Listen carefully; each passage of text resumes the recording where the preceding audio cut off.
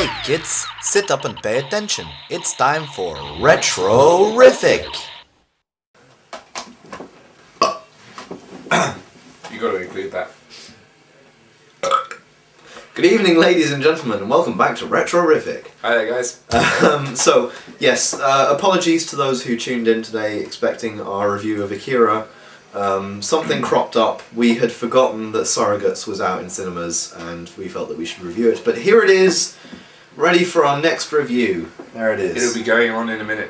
Well, no, it won't. In the next few days or so, we'll see. But okay. Soon, it will be our next review. Surrogates. Yes. There was a point where I almost said, this is the best movie I've seen all year. Then I realised, wait a second, no, we've had quite a good few films this year. It's definitely up there though.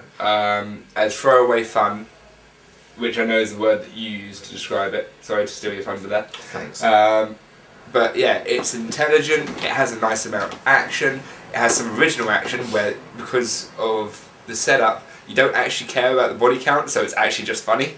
Surreys have been blown to bits without the least bit of harm to their operators. It's just brilliantly done from start to finish. There's a few nitpicks you can have with it, but it's generally just watchable, enjoyable, and you'll leave the cinema thinking, yeah, it was alright. There's not really a huge amount I can add to that, to be honest. I mean, from the trailer, I went to the cinema expecting something quite dark, expecting something with a cool idea behind it that maybe got a bit heavy-handed towards the end, with a big moral message, something like that.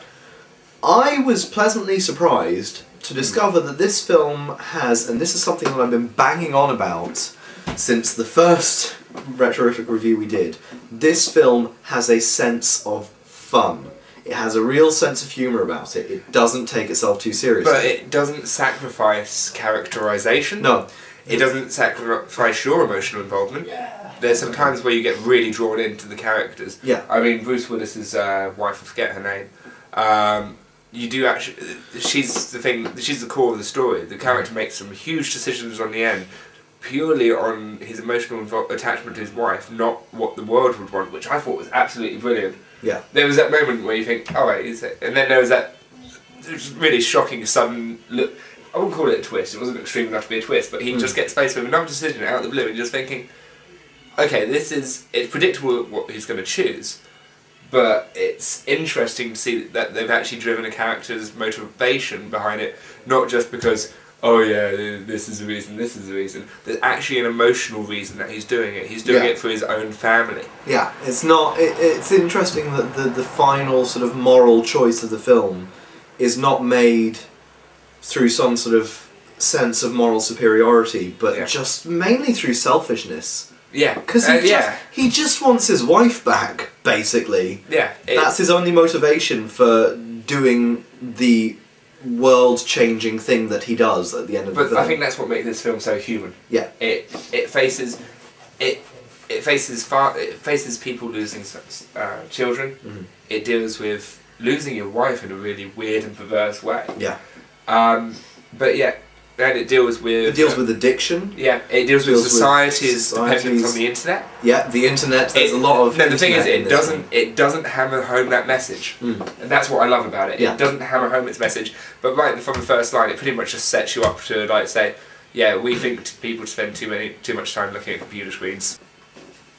I feel like this film is almost at a level of Joss Whedon playfulness. Yes. By that I mean that the characters are genuine, and the characters make all of their decisions based on their character. Yeah. But the story is pretty wild and crazy, and the filmmakers acknowledge this. Yeah. They don't try to pretend that everything in this film makes sense. They just go, here's a concept, let's have some fun with it. And they have so much fun with it. And they build up the world in such a nice way. And there's little touches throughout the film which just make it that much more realistic, but it's still a bit... Really simple thing that I noticed, which I thought was absolutely genius. I didn't notice this. Is because everyone is indestructible. The cars don't have airbags. Yeah. It's just one of those nice little touches that you see scattered throughout the film. I like the fact that they dealt with how people take drugs in this world. Feel what they feel. Yeah. They deal the idea of creating whoever you want to be. So there are people walking around this film with really sort of grotesque, weird things going on with them. And become anyone you want to be, from the comfort and safety of your own home. Or the idea of loner bodies. There's a great scene where somebody's walking around looking really plasticky and fake, and she's got all these sort of mechanics, and she's got like really big rubbery hands, and they basically throw away this line of dialogue that her surrogate is being repaired and she's using a loner. Or the beautiful woman who is in fact being controlled by a big fat ugly guy, which is one of the first things that really jumps into your head when you hear about the concept. But they get rid of that one at the beginning of the film. Yeah. They're like, we've got better jokes to do, but we've got to throw it in there. Yeah. That's what I liked about it. Yeah. There was something else that I noticed, but I've lost it now. I'll probably remember it again in a minute. Well, this is one of the very few films where I've actually thought the makeup department excelled themselves. Yeah. Oh man. The difference you between can see the difference the versions. Yeah. And they just and it's half lighting and all that kind of stuff. There's just this, you can tell that people who are real just a little bit grubby, but there's this perfect plastic kind of like rubbery sheen on people's faces. The wife's makeup was absolutely brilliant for her agedness. Yeah. And it was just, it's very rare that these kind of things pop out to you. You might think that's really cool prosthetics, but you don't think of it in terms of just the regular makeup side of things. Yeah. It's absolutely fantastic. It was good. Something that I noticed, and this is just kind of a little comment that I want to throw in there. I haven't said this to you yet, but it's just something interesting that I noticed, and I'm just putting it out there. Obviously, all of the actors in this film were airbrushed. Yeah. Right? They were all airbrushed to look perfect. Yeah. On the men, it looked hideously unnatural. On the women, it seemed strangely natural. And I think that says a little bit too much about the modern media world. That's all I'm saying. I'm just throwing it out there. I wouldn't surprise me if that was intentional a tiny bit. Maybe, but I just kind of caught myself thinking, oh god, the men in this film all look grotesque, but the women look natural. And then I realised, no, actually, they look exactly the same. It's just that we're used to seeing women who are airbrushed. Good deal of action. Good action. Not too much of it. Not too much of it, but good Just use enough. of the concept in the action scenes as well. The two standout sequences, I was actually blown away by the, there's a shanty town in there where poor people live, and there's this, those big freights that you get, the big containers, the absolutely massive ones. There's a little foot chase through one of those. I thought that was absolutely just brilliant. It was pretty intense. It was good. And every time you care enough about the characters just to be a bit like edge of your seat, but not to the point where you go, "Wow, this is absolutely amazing." Yeah. But enough to be like, "Hey, oh, that was awesome," all that kind of stuff. Yeah. There's a few flaws in there. A couple of the supporting characters come off a bit cheesy. Some of the jumps of believability are a bit too much of a jump. Maybe. But they acknowledge it in the film, and that's part of the genius of it, I think. Should we wrap this up? Yeah. Okay.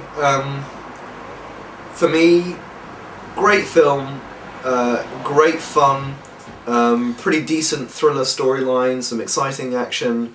My one main complaint is that it's a bit too short, but then again, I quite like long films. It's only about an hour and a half long, so you can take that as a good thing or a bad thing, but that's my main complaint about it. Other than that, I thoroughly enjoyed it. Yeah. It's not going to become anyone's favourite movie. They don't set it out to be. It's a really nice, entertaining film. I think it's one of those films that you watch every now and again and you enjoy it, but you move on with your life. It's a nice throwaway action entertainer.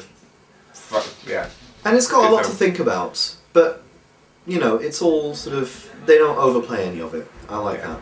Yeah. I mean, it's one of those films you will forget about, but there's not a problem with that.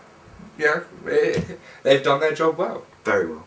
But who is the director? I can't find his name anywhere. Yeah, that was a bit weird. His name doesn't seem to be in the end credits. It's probably in the opening credits, we just missed it, because they did have quite long opening credits. Yeah. Anyway, see you all next time when we have watched this, we will watch it together and then Unless something review better it comes out. straight away. No, we will watch Akira. We will. Yes. It's true.